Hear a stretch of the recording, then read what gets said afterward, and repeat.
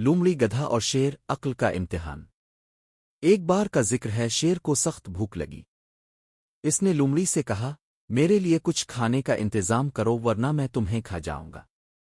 لومڑی فوراً ایک گدھے کے پاس پہنچی اور بڑے اعتماد سے بولی، شیر تمہیں بادشاہ بنانا چاہتا ہے، میرے ساتھ چلو۔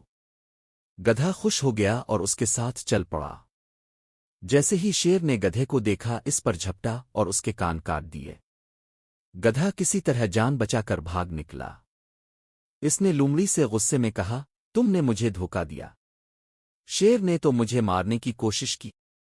لومڑی مسکرا کر بولی، ارے نہیں، اس نے تمہارے کان اس لیے کاٹے تھے تاکہ تمہارے سر پر تاج رکھا جا سکے۔ چلو واپس چلتے ہیں۔ گدھا باتوں میں آ گیا اور دوبارہ چل پڑا۔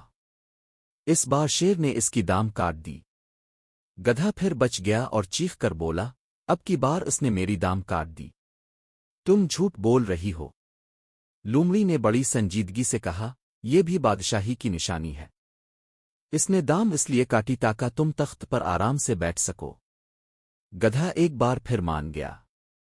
تیسری بار جب وہ واپس آیا تو شیر نے اسے مار ڈالا۔ شیر نے لومڑی سے کہا، خوب، اب اس کی کھال اتارو اور اس کا دماغ، پھیپھڑے، جگر اور دل میرے پاس لاؤ۔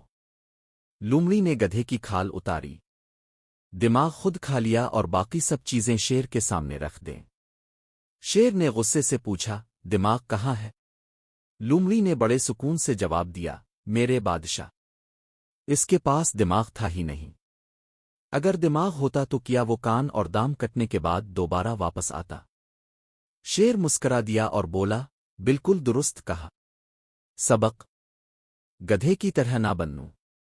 دنیا میں بہت سی لومڑیاں ہیں جو باتوں، نعروں اور وعدوں سے بار بار گدھوں کو بہکا لیتی ہے۔